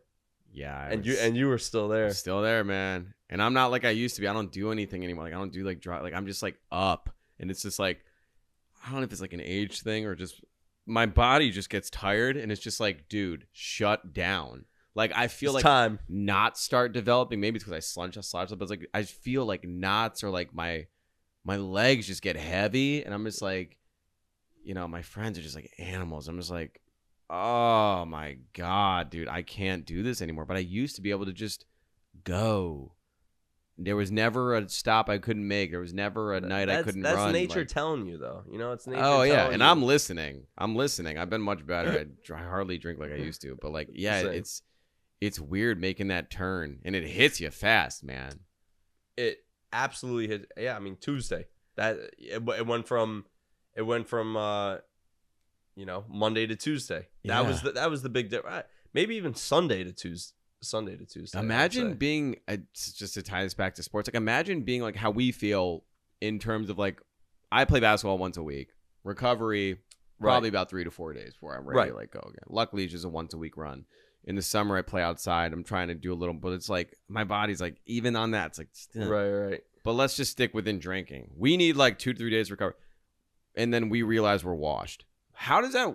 If you're an athlete and you're like, I'm a 25 5-5 guy. Yep. And then just like one day, it's just like you're not that guy anymore. You know what? Comparing being a 25 5-5 to drinking at 30, 32 years old is admirable. But it's just like there's just everybody has a switch. Your performance is going to drop. You got to play a role. You got to play a role. That means when you're going out, you got to be the glue guy. You got to be leading that second unit. You have to be You're not the 20. You're not bringing the ball up the court. What are your spots in New York? Like, first of all, what's your role in the friend group? Like, what's your play? My play is, I'm the social butterfly guy. Like, I can see like, that. Like, I like meeting other people out and maybe bringing them to the friend group. Hey, just met so and so. Like, they're now with us. Yeah. Just meet them out. Yeah. It's the opposite of me. I'm not a facilitator at all. You know what? I would say that in many aspects of my life, my pro comp would be Josh Hart. That's my pro. I'll put up like 15, 10 and 10, the ugliest triple-double ever. Like, no shots from But we'll outside leave the bar paint. with 20 new friends, Bro, baby. Like- I'm in all aspects of my life. I'm out here grinding. And you know what? I put up good stat lines. But don't look at it. I'm a starter. Bro, I play winning basketball. I'm a starter. I have a good stat line. But Yeah. if you watch the highlights, Yeah. you know what? He did get that offensive rebound and put back layup. Yeah. He did have that transition coast to coast on the 2-on-1. And, Yeah. you know, it's you gotta grind it out and be a facilitator and make the people around you better. Yeah. That's good. So what's your vibe? Is it like bar, lounge, like club? Like what's your New York? You can do everything. Swiss Army New York. You can do whatever you want. There's a spot. There's a spot. I don't want to blow up. Well, I can bleep it. Okay. There's a spot called Oh, fantastic spot. Yeah, go over there. It's close. Okay. That spot is my kind of vibe. Like it's a kind of lounge, dancing. You kind of have vinyl. You have some old school music. Then maybe you just have someone who's there and pops by and maybe starts getting on a mic and performing. And like, it's not really that well known. You know, you're buzzing the gate to get in. Yeah, and it's like an apartment setup. Yeah, kinda. you're like, where the fuck am I right now? And then you Stairs. go in there. You're like, okay, this is different than other places. Last time I gotta go there more frequently. Last time I was there, my friend, Boz is obviously very good friends with Anderson Paak, and I wouldn't say I'm friends with them. We met a few times now. Because that's like my favorite artist. Really? Yeah. I was just with him last week. Fuck. Wait. Yeah. No. Yeah. Last Wednesday. Yeah. Yeah. So Was it the Pee Wee? Yeah, he does the DJ Pee Wee. I've seen DJ Pee Wee. Like, if I were to go on a deserted island and I can only bring one album, this is a crazy take. I think I would bring the album Malibu because that album for me would check off hip hop. Yeah, it would check off good soul, times, good times, R&B, dance. Like that album to me has like 6 different genres. And of course, there's better rap albums. There's better albums of every one of those genres. Yeah, but you want a utility album in that situation, man. It's a Josh Hart album. Josh Hart, it's all making sense, brother. Yeah, it's all making sense. Falling into your profile. Bro, absolutely. You know, whether it's his stuff with No Worries, or his stuff with Bruno Mars, like. Yeah, I'm a huge fan of his. Yeah, so you went there with him? Well, so my friend, a girl that I know, curates a lot of their DJ nights, and like the Monday nights there. Yes, exactly. Oh, yeah. Bro, how have I not seen you at one of these? That's we're going. I haven't been in a long time, yeah. but we got to go together. So she booked him, and I didn't mind you. This is all before I knew she even was working with them, even booking them. I'm texting my friend is like Paak's photographer, creative director. He shot his last No Worries album cover. Like he's the man. His name's Israel. Israel Shoots is his Instagram. Very unfortunate name in this climate for an Instagram account. Not a great. It's bad. Not a great name. His new account is Israel Shoots and Doesn't Miss. That's his new. That's the rebrand. God. Yeah. Oh my God. So anyway, we're at. Oh my God. I'm texting him and he's like, and we're doing something with Boz at some other. I don't know where we were. But we go there after, and it's like obviously rocking vinyl set. Totally. He's fucking, playing like James Brown. And when we walk in, it's just like everybody's like, get up there. Yeah, it's just like the hair is bouncing and shiny. Yeah. The wig. The wig is incredible with the glasses. He's all just in a whole looking like world. Edna. Yeah, yes, literally looking like Edna. So we pull up, and it's just like. Every time is great. And that was the last time I was there. But last week we pulled up on him after a friend's birthday party at he was at Webster party. Was it my friend runs is like the man over there, kind of holds that place down. He runs the whole thing. And probably gonna have to bleep that too. I don't want people Yeah. Jesus. In the streets. We're bleeping so much of this. We're in the streets. Yeah, dude. We gotta go out. I was there with 100%. I was there a couple weeks ago with McClung. and he had a G You just put a hoop down there and he was fucking bro, it was crazy. No one recognized him. Yeah, no shit. It's like, oh, this dude just won 3 straight dunk contests. But it's like and then he's at guy gets pulled out of like the fucking the cage once a weekend every year, and it's like go do your thing and then go away. Yep. Yeah. But he should get a chance because he's even He could balling. hoop. He's balling in the G League. Like He could hoop. I think he led the league in scoring this year. It is crazy how much of a jump there is from G League to NBA. Like Totally. even with obviously McClung, but even like an artist, a player that gets more of an opportunity to play in the NBA, obviously because he's LeBron's son. Bronny, like you'll see him in the NBA, laughing stock, make a wish. So we know all the jokes. Goes to the G League, he has like a 30-point game. It's like there's that much of a talent jump between G League and NBA, where it's like the guy who's more or less the laughing stock of the NBA can go to the G League and put up like career numbers. It's like Jesus, man, like it's such a fine line, like man. But I also think someone like McClung, you're telling me if you had him on your bench and he was playing the campaign role of he's getting 15 minutes a night, defense is secondary, we just need buckets. Just go get buckets. I feel like that kind of guy could play that role. I don't know. Maybe I'm wrong. You're not wrong, but like what's now let me ask you this. What is the thing? Because I think politics at some point plays into a lot of this. Your agent, for sure. Your agents, whoever. Your age, yeah, like your size, like right. It's like what all those things considered. What is it? Assuming all those things are right and you have the right profile, what is that thing that separates a guy like Mac or another guy in the? I just don't know many of their names. 3-point shooting. Yeah, like what's the thing? I think 3-point shooting. Yeah, like every now. team's trying to take at least 33s a game. Yeah, right. Like the Celtics are taking 53s a game. They have more than half of their shots right. are threes. Like I feel like I don't know what the number is, but I got to imagine the average number of threes taken a game is over 25. So if you can knock down threes, welcome to the league. Yeah, I mean honestly, if you want to look like to your point. Not even like even some NBA, like I'm thinking of great Knicks like Steve Novak. Novocaine. You earn your contract standing in that corner and hitting threes. Right. No one's paying you for shit but that corner. 100%. He had size though, good size. Good being a 3-and-D guy. Danny Green. You know, honestly, yeah, made a career. He barely moved on offense. Robert Horry was the original. Like maybe I'm trying to think like, from that even older era, like when we were younger. Those guys have Steve always, Kerr. Yeah. Like those guys have always existed in the NBA. It's like your utility is you're a shooter. Yeah, you're just a shooter, sniper. Yeah, you're Kyle Korver. Yeah, bucket. You know, one of my favorite player developments because I grew up hating Duke, still hate Duke. Hated him in college. JJ Redick, villain, one of the best Duke villains of all time. Of course, goes to the NBA. Little undersized, can't do that shooting bullshit here. Beefs up, becomes a lockdown defender, right? And like changes his game completely, and just ends up playing what, like 15 or so years. Like he became 12 years. He became a dude. And even to your point, I love how he plays in the similar Duke way. Grayson Allen, same. Yeah, I still don't like him though. He's a dick. Right, Grayson Allen. He's a fucking asshole. And by the way, off the court, very quiet.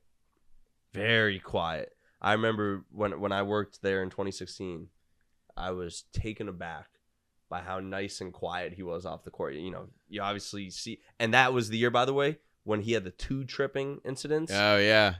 It was that year. Quiet, nice guy off the court. It's weird though how like not weird. I mean, we get it as like a former athlete. Like there's a switch. Even when I play basketball now, like there's a switch. Like you just become a different person. It's like it's like Severance. Like that is such a good comparison. Yeah, it's like the lights go on, or like as soon as that ball gets checked, you're like, "Fuck, I'm the fucking man, you bitch, fuck you." And then like as soon as final whistle blows, everyone gives dap. You're like, "Hey man, it was so great, like seeing you. Like let's get a beer after this." It's like, what is that? I do that. I know I'm like that. I'm like. Grayson, your Audi is a very nice, quiet guy. yeah. Grayson, you believe it or not, people actually love you. And then as soon as these lights come on, you have that fucking Duke jersey. Yeah, you have that Duke across your chest. You become a fucking. You're tripping everybody and trying to break ankles. Like, no one likes you here. Isaiah Stewart, your Audi is a real nice guy. Yeah, man. And he's trying to fight everyone. Yeah, that Severance thing. It's true though. I feel like we have that to some extent. Completely. Have you watched and just pivot to shows. Have you watched any Black Mirror episodes so far? Randomly. That's a show that I have been told I need to fully dive into. I just finished the new season. Pretty solid. I mean, pretty solid. anytime I watch an episode of that show, I end up thinking about that episode for like a while. Yeah, there's some. A while. I don't want to spoil it because I don't. Also, I've got to finish Severance. I watched. What? So I started watching season 1 when season 2 came out. I just finished season 1. I'm about to start season 2. No spoilers. She's alive. Well, I'm not a spoiler. They pissed me off They pissed me off a few times season 2, but they literally end an episode in season 2 with that line again. I was like, you can't get that off twice. It kind of ruined it. Like it really kind of rubbed me the wrong way. I was like, really? You can't do that twice. Isn't it kind of crazy that Ben Stiller came up with that show? He's the man, dude. The man. He's such also like Apple TV historically awful promotion for their shows, like awful, like right. They don't have the sauce when it comes to that stuff. He's changed that whole right. He's like given that network respect in terms of like television. Yeah, before it was what, Ted Lasso and like what are the other hits? Yeah, but even that's there? like goofy and cheeky. Right, like right. Severance is like give me a sitcom. serious fucking like drama. Right. Like right. Death, darkness. Yeah. Difficult conversations. Like and I think it couldn't have come at a better time. Are you watching The Studio at all? No. Oh, it's incredible. Yeah. Oh, yeah. it's so Seth Rogen. Dude, it's so good. Bro, it's hard to be a sports fan and a show watcher. I can only do one of these at the same like baseball season started. The Yankees play every night. Are you watching? Are you that guy? Are you an every game guy? Like, no, but yeah. Like, I know what happened every single night with the Yanks. It's killing me right now. I don't know what the score is. We've been recording right here. Are you it was like 4-3. Like I'll like if I'm in bed or like if I'm out or like if I'm just occupied or with somebody, I'm on my phone like checking. Yeah. But like I don't need to. They won 6-3. Congrats. There we go. Love but like I don't need to watch. No, same. Okay. Because I was wondering, like, what's your level? Like, if you said you're your girl and you're like at home, is it like, if we're doing nothing, we had dinner, we're hanging, like, maybe we're optioning a movie, or you're just like, just throw the Yankees on. They're playing LA. They're in LA. You know what? Yeah. I'm a sick puppy with it. I'm a sick puppy, Julian. You know, but like a 7:00 game ends at 9:30, 9:45, and like. Yeah, you watch a movie after that or a show, or maybe it's a game that's like inconsequential, and I'm like, you know what, I'll follow along on my phone. But like playing the Marlins, cares? Playing the Marlins in May, like let's put on a movie. Yeah, but I will have the score up on my phone, and I'll be keeping tabs, and I'll fully know what happened. I wish I was more versed in this topic, but I want to talk. I know you're a hockey guy. What's your like hockey? The Rangers suck. So what's going on with them? Like, where? How can they get back on track? Like, what's going to turn that franchise around? All right, I'm going to assume that most people listening aren't hockey fans, so I'm going to give a 1-minute primer on what happened. The Rangers were really, really good, and they went to the conference finals last year. But didn't they get smoked in that? Right. Yeah. And all the stars were aligning, and they got smoked, and it was clear they reached their ceiling. So the GM said, "We're breaking this shit up." Kind of like think of it as like the Lob City Clippers. Oh man, you what know an era. they had that was a great team. Yeah, that team was never going to get over the hump, right? They just weren't. They were up on the Warriors. They weren't getting over the hump. Well, it's hard to break up that team after a year like that. So the GM, who was a former player, tried to like kind of break it up. Like the captain had a no trade clause, and he like tried to privately like bully him into waiving the no trade clause. And then he put out a memo to all the other teams saying, "Hey, everyone's available." That memo got leaked, so all the veterans are like, "Man, fuck you!" Like, that's drama. So not just that. Oh, this has been some Knicks shit this year. So not just that. Everything starts getting real bad like early in the year, like mid-November, and the team that just went to the conference finals, veteran team, just fucking quit. Like I had never seen anything like it. Like these dudes have no dog in them, and I love these guys for a long time. Like these guys this core has been together for years, and like a legacy tarnishing type of effort that they put forward this year, and they just had to like here's stats to show you how sad this team is. Ready? They never came back in any game where they were down by multiple goals. Oh, that's bad. Like. They would go down, they'd roll over like a dog. Yeah. They didn't win 3 straight games since like the 10th game of the season. They play the same amount in the NBA as NHL. I'm not a sports bettor, but they sound like a great team to bet on all year. Here's the thing. They went to the conference finals. And they just missed the playoffs. So wow. That's wow. You know, you have the GM is clunky, the players quit, and then the coach couldn't keep it together. Well, that was a very good summary. There you go. But see, that's what I mean. That's what I mean. Like when we were talking in the beginning of this, when you're like, "Oh, you one of those sports fans?" I was like, "We'll try to prove." I'm like, no, like I love explaining this shit to people. Yeah, who they really made that simple. Like, you know, the Yankees have had this window with Aaron Judge. They've got the best player, and they can't get over the hump. And they've got this window, and that's why they keep having to go all in every year. Because how many years do you have the best player in the world and the best pitcher in the world? How far do you think they'll? Just a couple questions before we get out of here, because we've been rocking for a minute. How far do you think the Yankees will go this year? Predictions. Let's do New York sports predictions. I think the Yankees will go to the World Series. Will they win?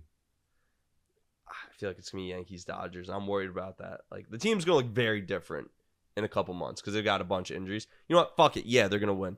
Okay, great. Well, I'll save this just in case. I want to touch how far will the Mets go, and what are your thoughts on the whole Juan Soto thing that happened? The Mets are not better than the Dodgers. They're not. I don't think they're better than the Padres. Padres are good. I think the Mets lose in the NLCS. Okay. Kind of similar to last year. Soto, look. Was he worth it? I don't know if anyone's worth $800 million. Granted, I was pretty pissed that he didn't sign with the Yankees. You know what? Like, I think if you're the Mets, that's like a huge win for you. Like, you just got one off Big Bro. Like, that could be the turn. You feel like the tides have turned. Yeah. But there's already some weird stuff going on where, like, you know, he's had a nice start to the year, but he hasn't been tearing the cover off the ball. And then he's like, you know what? You know, I was seeing more pitches to hit when I had Aaron Judge hitting behind me because pitchers were afraid to throw to Judge, which is true. But like, man, you just got paid $800 million. Shut your mouth. Swing the fucking bat. Yeah, like, hit the ball. You're getting paid to be the man, so be the man. Don't make excuses. You know. And the dude he has hitting behind him, Pete Alonso, is a great hitter and is having just as good of a year as Judge through 3 weeks. So, Soto. You know, every Yankee fan loved him last year, so it sounds crazy to bash him this year. And he's an amazing player, but the Mets are no team is as good as the Dodgers. Yeah, like the Dodgers are. They're really that far. The Dodgers are like the Heat, the second year of LeBron and Wade and Bosh. Oof. Whatever that after they lost to Dallas. Yeah. 2012. It's like that. Yeah. Okay, and then real quick, we'll do Giants and Jets. What do you got for them this season? Who's quarterbacking the Giants, first of all? Didn't they just get like 15 new quarterbacks? Fucking Russell Wilson and Jameis. I'm actually hyped for Jameis, bro. Jameis in New York is going to be great. Yeah, only if they let him play. Like, I think it's going to be Russ to at least start the year. The Giants are in a dangerous spot because they're about to be in like full-on QB purgatory. Like, they're about to win like 7 games.